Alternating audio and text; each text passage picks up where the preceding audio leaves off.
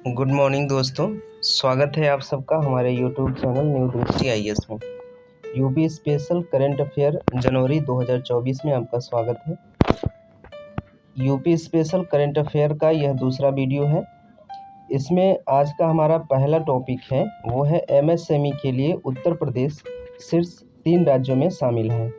इसके प्रमुख बिंदु के बारे में अगर हम लोग बात करें तो पहला जो है realty consulting firm CBRE south Asia और रियल एस्टेट डेवलपर्स एसोसिएशन की एक रिपोर्ट के अनुसार देश में कुल पंजीकृत MSME में 9% हिस्सेदारी के साथ उत्तर प्रदेश सूक्ष्म लघु और मध्यम उद्यम क्षेत्र में महत्वपूर्ण योगदानकर्ता के रूप में शीर्ष 3 राज्यों में उभरा है।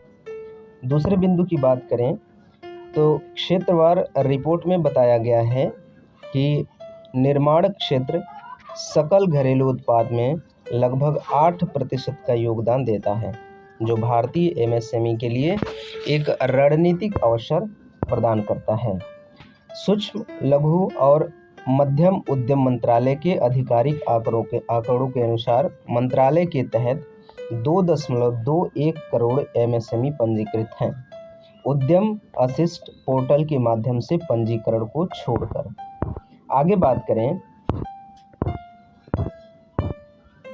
तो उत्तर प्रदेश के कई शहर MSME क्लस्टर के रूप में उभरे हैं, जिसमें आगरा, कानपुर, वाराणसी, लखनऊ, मेरठ और गाजियाबाद उद्यम योजना के लिए नामांकन में अग्रणी हैं, जिनमें से 17.2% हिस्सेदारी के साथ 38.9 लाख महाराष्ट्र से थे। इसके बाद तमिलनाडु से 10% हिस्सेदारी के साथ 22.32 लाख और 9.4% हिस्सेदारी के साथ 20.95 लाख उत्तर प्रदेश से थे। 16 लाख के साथ राजस्थान और 15.96 लाख MSME के साथ गुजरात देश में पंजीकृत इकाइयों के लिए अन्य शीर्ष स्थान पर थे। आगे बात करें तो सरकार उद्योग हितधारकों और वित्तीय संस्थानों के बीच सहयोगात्मक प्रयास एक मजबूत समर्थन प्रणाली बनाने में सहायता कर सकते हैं, यह सुनिश्चित करते हुए कि MSME को उभरते आर्थिक परिदृश्य को नेविगेट करने के लिए आवश्यक संसाधन तथा मार्गदर्शन प्राप्त हो।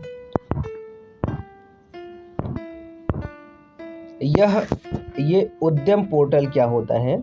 यह MSME को पंजीकृत करने के लिए एक ऑनलाइन प्रणाली है, जिसे 1 जुलाई 2020 को केंद्रीय MSME मंत्रालय द्वारा शुरू किया गया था।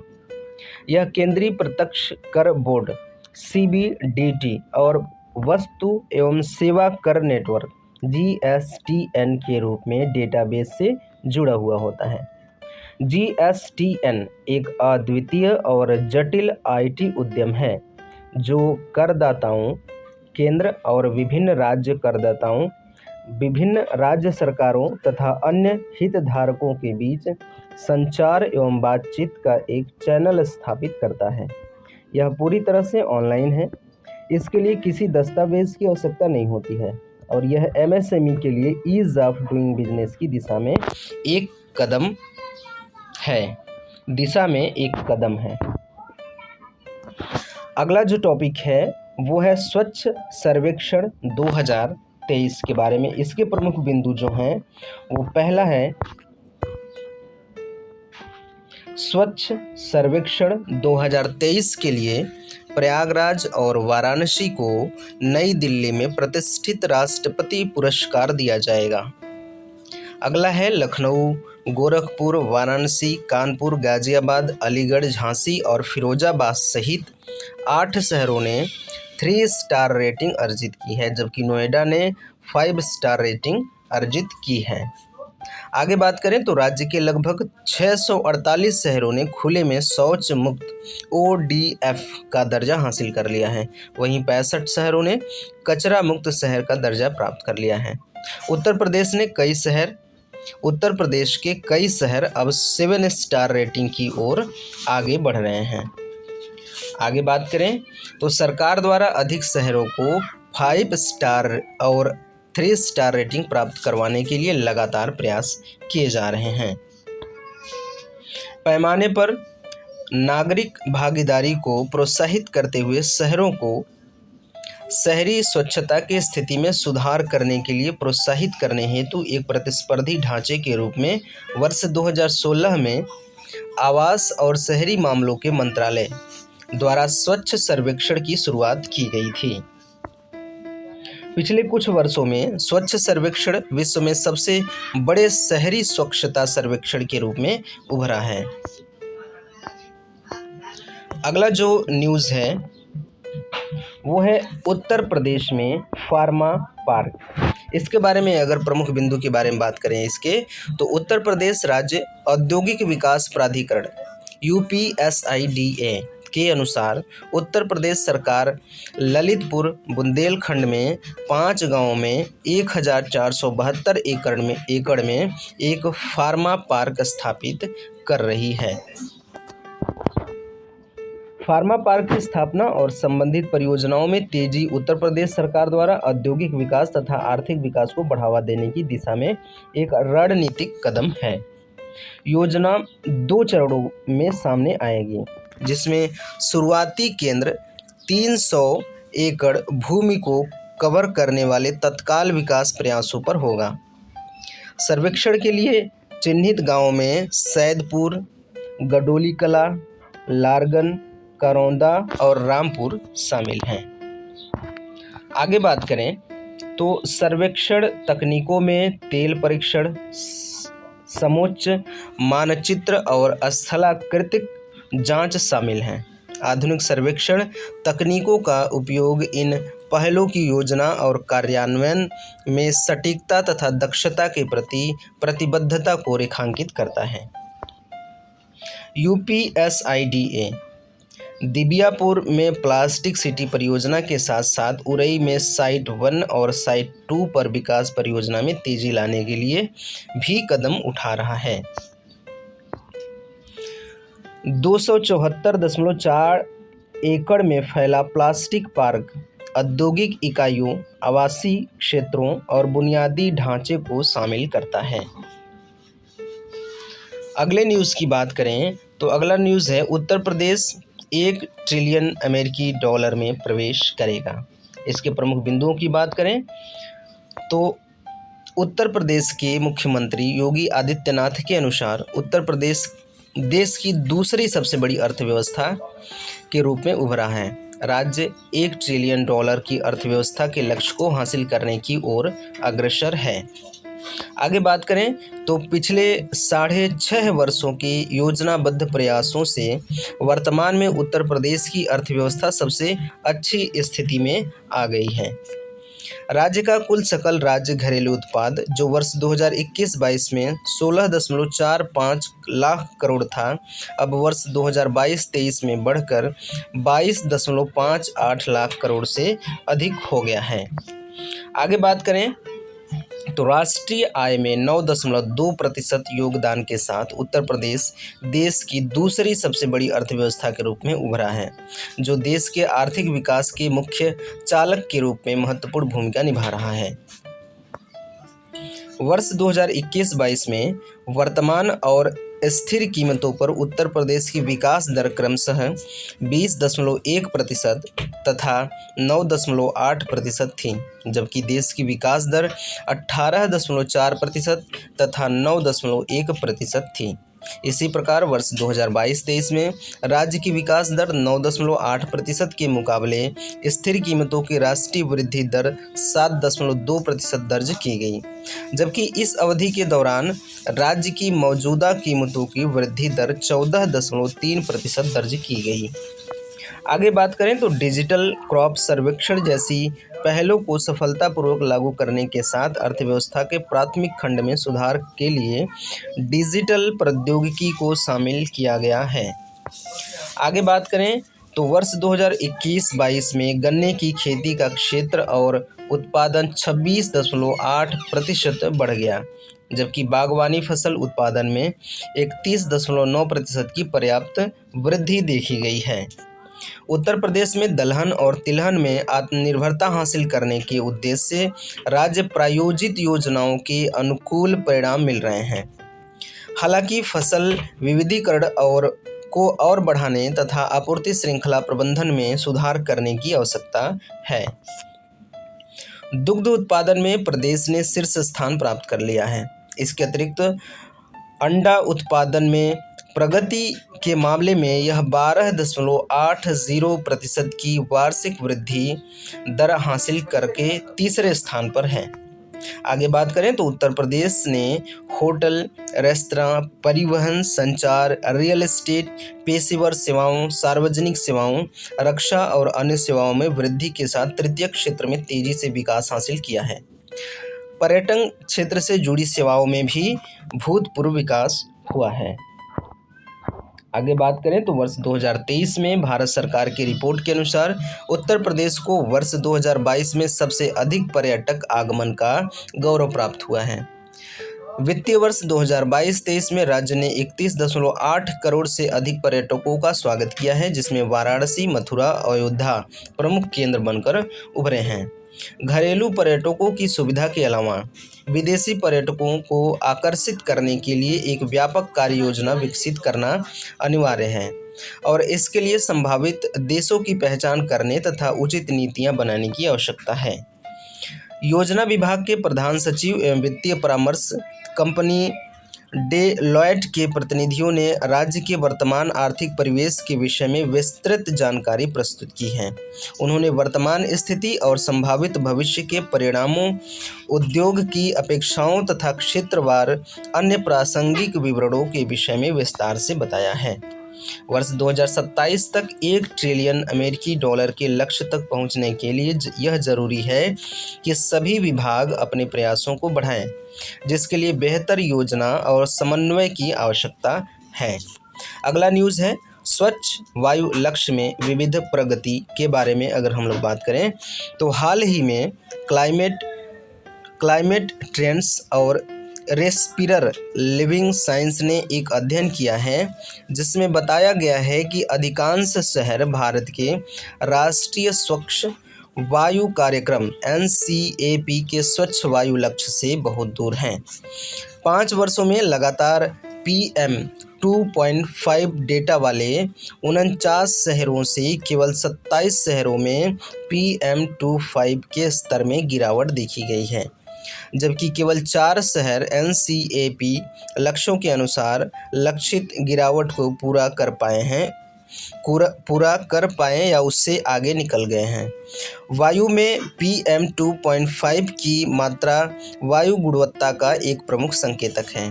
PM का अर्थ पार्टिकुलेट मैटर है और 2.5 का अर्थ पार्टिकुलेट मैटर के आकार से है। आगे बात करें इसके बारे में तो जबकि वाराणसी, आगरा और जोधपुर जैसे कुछ शहरों में PM 2.5 के स्तर में उल्लेखनीय कमी देखी गई, दिल्ली सहित अन्य शहरों में मामूली गिरावट केवल 5.9%, यहाँ तक कि प्रदूषण भार में वृद्धि दर्ज की गई है। वाराणसी में वर्ष 2019 से वर्ष 2023 तक PM 2.5 के स्तर में 72% की औसत कमी और PM 10 के स्तर में 69% के साथ सबसे अधिक कमी देखी गई है। राष्ट्रीय स्वच्छ वायु कार्यक्रम क्या है? इसे जनवरी 2019 में पर्यावरण, वन और जलवायु परिवर्तन मंत्रालय द्वारा लॉन्च किया गया था। समयबद्ध कमी लक्ष्य के साथ वायु गुणवत्ता प्रबंधन के लिए एक राष्ट्रीय ढांचा तैयार करने का यह देश में पहला प्रयास है। NCAP का लक्ष्य 131 शहरों में वर्ष 2026 तक औसत पार्टिकुलेट मैटर PM सांद्रता को 40% तक कम करना है। प्रारंभ में वर्ष 2024 तक 20 से 40% की कटौती का लक्ष्य रखा गया था। बाद में इस लक्ष्य को वर्ष 2026 तक बढ़ा दिया गया। आगे बात करें तो हमारा अगला जो बिंदु है वो उत्तर प्रदेश में 5 और हवाई अड्डे बनेंगे। नागरिक उड्डयन मंत्री ज्योतिरादित्य सिंधिया के मुताबिक उत्तर प्रदेश में 5 और नए हवाई अड्डों का उद्घाटन किया जाएगा। राज्य में आजमगढ़, अलीगढ़, मुरादाबाद, चित्रकूट और श्रावस्ती में हवाई अड्डे बनेंगे, जिसमें राज्य में कुल हवाई अड्डों की संख्या 19 हो जाएगी। अयोध्या हवाई अड्डे का विस्तार किया जाएगा और बड़े विमानों को उतरने तथा अंतर्राष्ट्रीय उड़ानों के संचालन की अनुमति देने के लिए रनवे का विस्तार किया जाएगा। इसका दूसरे चरण का विस्तार जल्द ही शुरू होगा और अधिक उड़ानें शहर को जोड़ेंगी।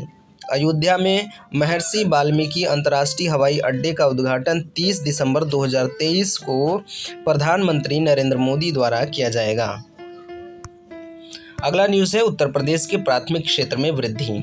इसके प्रमुख बिंदु की अगर बात करें तो राष्ट्रीय कृषि और ग्रामीण विकास बैंक अर्थात नाबार्ड द्वारा तैयार यूपी के लिए स्टेट फोकस पेपर 2024-25 के अनुसार वर्ष 2024-25 में यूपी के प्राथमिकता वाले क्षेत्रों में ऋण प्रवाह 5.73 ट्रिलियन रुपए तक पहुंचने का अनुमान है। आगे बात करें तो कृषि, सूक्ष्म, लघु एवं मध्यम उद्यम एमएसएमई और सेवा क्षेत्र को सरकार द्वारा प्राथमिकता वाले क्षेत्र के रूप में पहचाना जाता है। 1 ट्रिलियन अमेरिकी डॉलर की अर्थव्यवस्था के लक्ष्य को हासिल करने के लिए राज्य को कृषि में 250%, एमएसएमई में 300% और सेवा क्षेत्र में 450% की वृद्धि दर की आवश्यकता होगी। आगे बात करें तो विकास के उत्प्रेरक के रूप में ऋण के महत्व को रेखांकित करते हुए यूपी सरकार ने बैंकरों को राज्य के ऋण जमा CD अनुपात सुधार करने के लिए प्रेरित किया है। आगे बात करते हैं तो यूपी को एक अग्रणी निवेश गंतव्य के रूप में प्रदर्शित करने के लिए राज्य का एक प्रतिनिधि मंडल स्विट्जरलैंड के दावोस में वर्ल्ड इकोनॉमी फोरम WEF में भाग ले रहा है। राज्य रोजगार सृजन के लिए स्टार्टअप को भी बढ़ावा दे रहा है। यूपी के associate chambers of commerce and industry of India ASSOCHAM ने Bharat startup and innovation society BSIS के साथ साझेदारी की है, जो एक धर्मार्थ समाज है जो उद्यमियों की अगली पीढ़ी के पोषण और मार्गदर्शन पर कार्य करता है। आगे बात करें तो नाबार्ड यूपी के मुख्य महाप्रबंधक ने 9.2% की अनुमानित विकास दर के साथ राज्य को भारत का विकास इंजन कहा है। ईज ऑफ डूइंग बिजनेस के मामले में राज्य वर्ष 2017 में 14वें स्थान से दूसरे स्थान पर आ गया है। स्टेट फोकस पेपर सभी 75 जिलों के लिए जमीनी स्तर पर ऋण संभावनाओं को संकलित करता है। आगे बात करें तो पेपर के आधार पर वर्ष 2024-25 के लिए वार्षिक क्रेडिट योजना को यूपी में राज्य स्तरीय बैंकर्स समिति SLBC द्वारा अंतिम रूप दिया जाएगा। राज्य फसल की गुणवत्ता में सुधार करके कृषि निर्यात को बढ़ावा देने के लिए कदम उठा रहा है। भारत के कुल कद्दन मिलेट्स उत्पादन में यूपी का योगदान 20% है, लेकिन निर्यात केवल 1% था। वर्ल्ड इकोनॉमिक फोरम WEF क्या है? वर्ल्ड इकोनॉमिक फोरम अर्थात WEF एक स्विस गैर लाभकारी संस्थान है जिसकी स्थापना वर्ष 1971 में स्विट्जरलैंड के जिनेवा में हुई थी। स्विस सरकार द्वारा इसे सार्वजनिक निजी सहयोग के लिए एक अंतर्राष्ट्रीय संस्था के रूप में मान्यता प्राप्त कर दिया गया है। WEF वैश्विक, क्षेत्रीय और उद्योग जगत की परियोजनाओं को आकार देने हेतु व्यापार, राजनीतिक, शिक्षा क्षेत्र में समाज के अन्य प्रतिनिधियों को शामिल करके विश्व की स्थिति में सुधार के लिए प्रतिबद्ध है। आगे बात करें तो राष्ट्रीय कृषि और ग्रामीण विकास बैंक क्या है, इसके बारे में जानते हैं। नाबार्ड एक विकास बैंक है जो प्राथमिक तौर पर देश के ग्रामीण क्षेत्र पर ध्यान केंद्रित करता है। यह कृषि एवं ग्रामीण विकास हेतु वित्त प्रदान करने के लिए शीर्ष बैंकिंग संस्थान है। इसका मुख्यालय देश की वित्तीय राजधानी मुंबई में अवस्थित है। कृषि के अतिरिक्त यह छोटे उद्यमों, कुटीर उद्योगों एवं ग्रामीण परियोजनाओं के विकास के लिए उत्तरदायी है। यह एक सांविधिक निकाय है जिसकी स्थापना वर्ष 1982 में राष्ट्रीय कृषि और ग्रामीण विकास बैंक अधिनियम 1981 के तहत की गई थी। अगला जो हमारा टॉपिक है वो है दिव्य अयोध्या ऐप। इसके बारे में बात करें अगर, तो हाल ही में उत्तर प्रदेश के मुख्यमंत्री योगी आदित्यनाथ ने पर्यटन पर केंद्रित एक mobile app Divya Ayodhya app launch किया है, जिसे अयोध्या आने वाले भक्तों और पर्यटकों के लिए नेविगेशन अनुभव को बढ़ाने हेतु डिज़ाइन किया गया है। दिव्य अयोध्या ऐप प्रौद्योगिकी को सांस्कृतिक अनुभवों के साथ जोड़कर और ग्रामीण परिवेश में होम स्टे जैसे विकल्प प्रदान कर पर्यटकों को पवित्र शहर से जुड़ने की सुविधा प्रदान करती है, जो सभी के लिए अधिक उपयोगी तथा समृद्ध अनुभव प्रदान करेगा। आगे बात करें तो यह ऑल इन वन प्लेटफॉर्म यात्रा कार्यक्रम की योजना बनाने और छिपे हुए रत्नों की खोज तथा अयोध्या के सांस्कृतिक वैभव का अनुभव करने तक सभी ज़रूरतों को पूरा करता है। यह विस्तृत विवरण और समय सारणी के साथ प्रमुख स्थलों, मंदिरों, मठों और ऐतिहासिक स्थलों की खोज में भी मदद करेगा। ऐप ई कारों और ई बसों को बुक करने, उनके रूट की स्थिति को ट्रैक करने तथा सुविधाजनक बोर्डिंग एवं डी बोर्डिंग में भी मदद करेगा। होम स्टे, होटल या यहाँ तक कि स्टेट सिटी के लिए बुकिंग भी ऐप से संभव है, जो उपयोगकर्ताओं को स्थानीय रूप से प्रशिक्षित पर्यटक गाइडों से जोड़ता है। इसके अतिरिक्त ऐप सहज दर्शनीय स्थलों की यात्रा के लिए व्हीलचेयर और गोल्फ कार्ट भी बुक किए जा सकते हैं। रिपोर्ट्स के मुताबिक यूपी सरकार ग्रामीण परिवेश में होम स्टे विकल्प प्रदान करने के लिए अयोध्या के बाहरी इलाकों में स्थानों की पहचान कर रही है। अयोध्या आने वाले परिवार खेत में रहने के अनुभव के लिए दौलतपुर गांव में एक घर का एक हिस्सा किराए पर ले सकते हैं। इन पहलों का उद्देश्य न केवल पर्यटन को बढ़ावा देना है, बल्कि स्थायी पर्यटन प्रथाओं को बढ़ावा देते हुए स्थानीय अर्थव्यवस्था में योगदान देना भी है। राज्य सरकार अयोध्या में राम जन्मभूमि और मंदिरों जैसे प्रमुख स्थलों पर जाने वाले पर्यटकों तथा तीर्थयात्रियों हेतु सुविधाएं बढ़ाने के लिए भी तैयार है। धर्म पथ और राम पथ पर इलेक्ट्रॉनिक बसों की शुरुआत इन प्रयासों का हिस्सा है, जिसका लक्ष्य आवश्यक सेवाएं प्रदान करना है। अगला जो टॉपिक है वो है लोगों को गरीबी से दूर करने, लोगों को गरीबी से बाहर निकालने में यूपी अग्रणी है। इसके प्रमुख बिंदु की बात करें तो नीति आयोग द्वारा जारी एक पेपर भारत में बहुआयामी गरीबी 2005-06 के अनुसार उत्तर प्रदेश ने पिछले 9 वर्षों में बहुआयामी गरीबी MDP से अधिकतम संख्या में लोगों को बाहर निकालने में राज्यों के बीच अपना नेतृत्व बनाए रखा है। संगठन ने बताया है कि यूपी में 9.94 करोड़ लोग MDP से निकले हैं। संगठन ने बताया है कि यूपी में 5.94 करोड़ लोग MDP से निकले हैं। आगे बात करें तो पेपर में यह बताया गया था कि वर्ष 2015-16 में 37.68% से यूपी में बहुआयामी गरीबों की संख्या वर्ष 2019 से 21 में घटकर 22.95% हो गई है। नीति आयोग के पेपर में कहा गया है कि वर्ष 2022-23 में यह आंकड़ा घटकर 17.40% रह गया है। नीति आयोग ने बहुआयामी गरीबी को मापने के लिए सतत विकास लक्ष्यों से जुड़े 12 संकेतकों पर विचार किया है। ऑक्सफोर्ड गरीबी और मानव विकास पहल OPHI तथा संयुक्त राष्ट्र विकास कार्यक्रम UNDP ने भी पेपर में योगदान दिया है। रिपोर्ट के अनुसार भारत में बहुआयामी गरीबी वर्ष 2013-14 में 29.17% से घटकर वर्ष 2022-23 में 11.28% हो गई है और इस अवधि के दौरान 24.82% करोड़ लोग गरीबी से बाहर आ गए हैं। नीति आयोग योजना आयोग को 1 जनवरी 2015 को एक नए संस्थान नीति आयोग द्वारा प्रतिस्थापित किया गया था, जिसमें सहकारी संघवाद की भावना को प्रतिध्वनित करते हुए अधिकतम शासन, न्यूनतम सरकार की परिकल्पना के लिए बॉटम अप दृष्टिकोण पर जोर दिया गया था। इसके 2 हब हैं। टीम इंडिया हब राज्यों और केंद्र के बीच इंटरफेस का काम करता है। ज्ञान और नवोन्मेष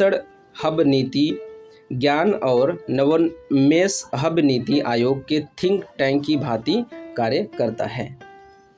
ऑक्सफोर्ड गरीबी और मानव विकास पहल OPHI ऑक्सफोर्ड विश्वविद्यालय के ऑक्सफोर्ड अंतर्राष्ट्रीय विकास विभाग के अंतर्गत एक आर्थिक अनुसंधान और नीति केंद्र है। इसकी स्थापना वर्ष 2007 में हुई थी।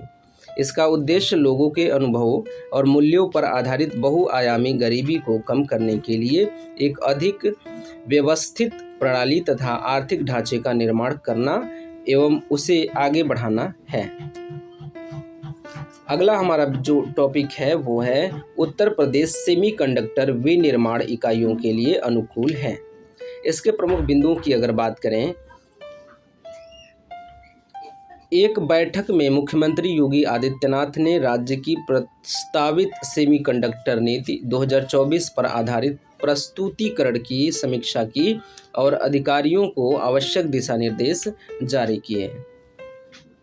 मुख्यमंत्री ने कहा कि सेमीकंडक्टर विनिर्माण उद्योगों में उन्नति के साथ साथ उच्च दक्षता वाले उपकरणों जैसे स्मार्टफोन, कंप्यूटर और चिकित्सा संबंधित उपकरणों के लिए महत्वपूर्ण है। आगे बात करें तो यह artificial intelligence, internet of things और क्वांटम कंप्यूटिंग में नवाचार को भी बढ़ावा देता है। यह राज्य की आर्थिक वृद्धि और नवाचार में योगदान देगा तथा रणनीतिक रूप से महत्वपूर्ण क्षेत्रों में आत्मनिर्भरता को बढ़ाते हुए पर्याप्त रोजगार के अवसर भी उत्पन्न करेगा। युवाओं को सेमीकंडक्टर निर्माण में प्रशिक्षण प्रदान करने के लिए मुख्यमंत्री ने राज्य के 2 IIT सहित तकनीकी संस्थानों में ऐसे पाठ्यक्रमों को शामिल करने का प्रस्ताव रखा है। सेमीकंडक्टर उद्योगों में CM इंटर्नशिप कार्यक्रम के तहत युवाओं के लिए 2 वर्ष के लिए प्रशिक्षण की व्यवस्था की जानी चाहिए।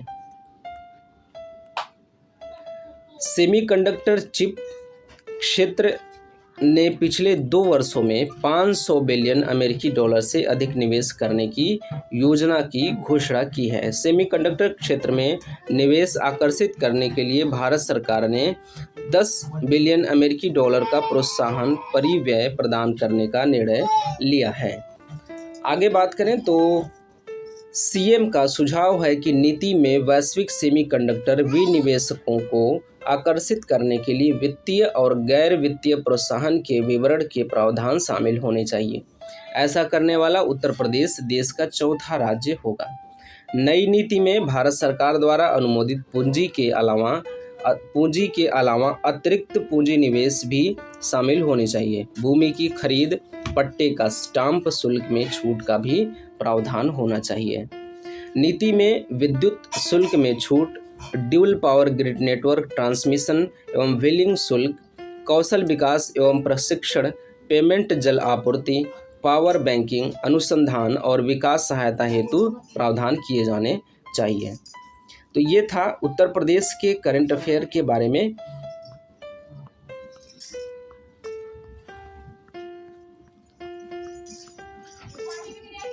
इक्कीस न्यूज़ तक हमारा कंप्लीट हो गया है। जिस हमको करना था 32 न्यूज़ के बारे में बात करना था जनवरी के करंट अफेयर में, तो 21 हमारे कंप्लीट हो गए हैं और बाकी के अगले वीडियो में। तब तक के लिए धन्यवाद।